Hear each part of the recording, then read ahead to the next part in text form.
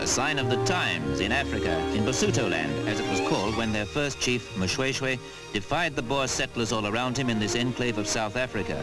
Now it can look back on over a year of independence as the Kingdom of Lesotho, a proud, poverty-stricken mountain state entirely surrounded by the riches and the racial restrictions of South Africa. How is it making out? The first urgent need is for decent roads to open it up.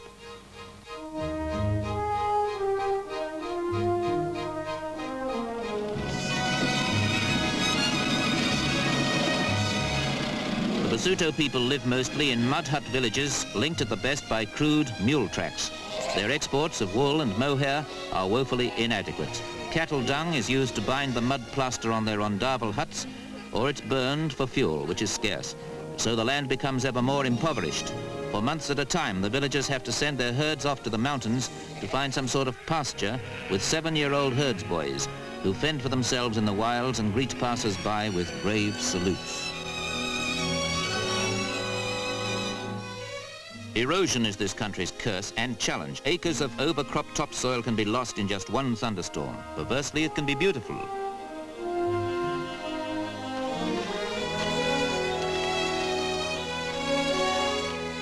It is subsistence farming for the most part and primitive, but the country's progressing. Tractors and technical know-how are creeping in, not always with immediate success. They've now started modern training courses in agriculture and engineering and a whole range of technical fields. The Basutos, with the highest literacy rate in Africa, are quick to learn and eager, though they always were expert at thatching.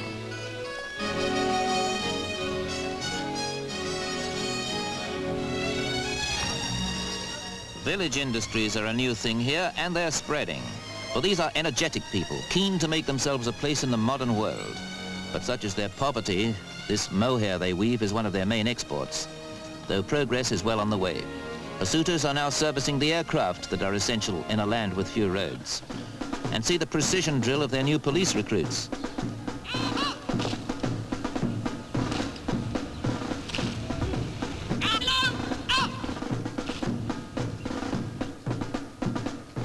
Lesotho shares this university with Botswana and Swaziland. Its gleaming church links their dreams with their debt to the missionaries who first gave them schools and hospitals.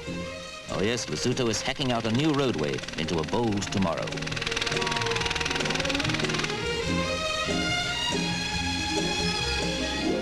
Whichever way you look, there's change and much needed development. In Mshoeshoe, the capital, there are some fine buildings arising, although it's still something of a shanty town. This is Main Street, the hub of the country's nearest approximation to a big town.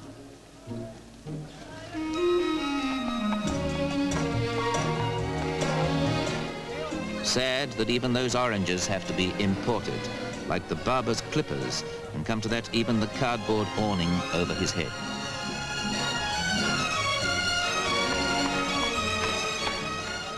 A man's car drawn up at his doorway. There's an anomaly, but they're happy people, easy to get on with, full of zest and friendliness. It's hard to remember this is life in the capital city, but some activities are universal.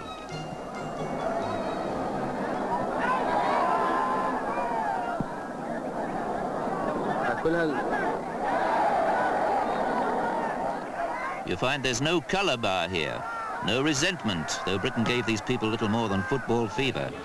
In Mshoeshoe's one and only bar, there's easy-going integration, though few Europeans can learn the draft-like game they play with beer bottle tops.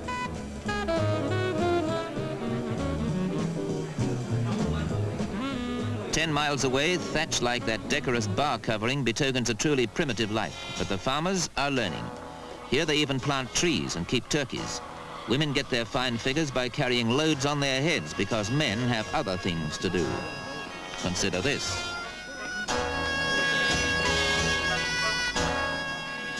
That man with his Basuto blanket is off to work in South Africa's gold mines. He has to.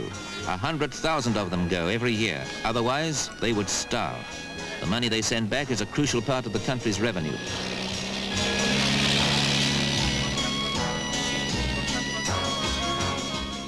The Orange River has gouged great beauty out of these mountains. Tourists will flock to Lesotho to ride in these highlands, fish for trout in their streams, once the country has been opened up to them, even to gasp at the etched spectacle of mass erosion.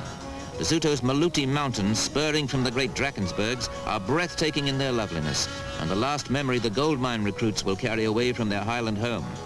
Way below them, among the scattered villages, there are clinics where mothers are persuaded by free issues of foreign aid food to take their children for inoculations and a checkup. Here, a little girl has a minor operation out on the bare mountainside.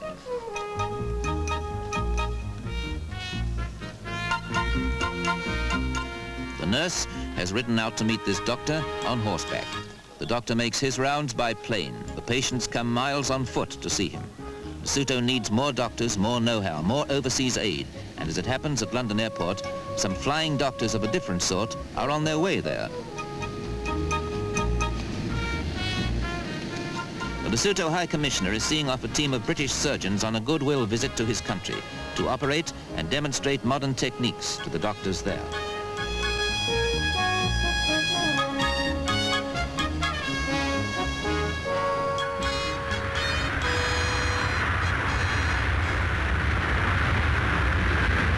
From their touchdown at Johannesburg Airport, it's a good long drive to Lesotho, where they're offering their all-too-brief gesture of help.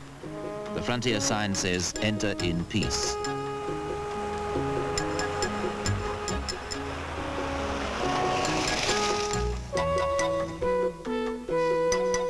Waiting to receive these eminent surgeons from England is the Minister of Health, the Honourable Patrick Martha, outside their fine new hospital.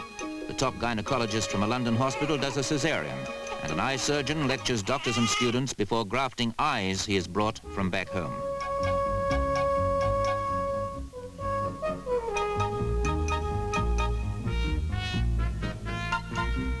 A leading plastic surgeon from Guy's Hospital and an African doctor discuss an X-ray, while the hospital superintendent, Dr. Leboma, takes another of these flying visit doctors into the children's ward.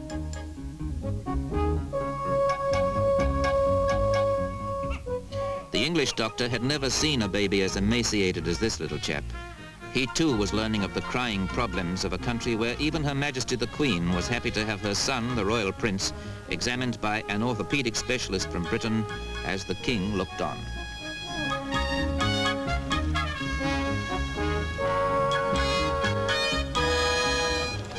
The King is an Oxford man, but he wears that traditional Basuto blanket, which keeps out alike the morning mountain frost and the midday heat. And he puts on the time-honored Basuto hat when he gets ready for a ride. Like all his subjects, he's a fine horseman, for this is a country where horses are needed.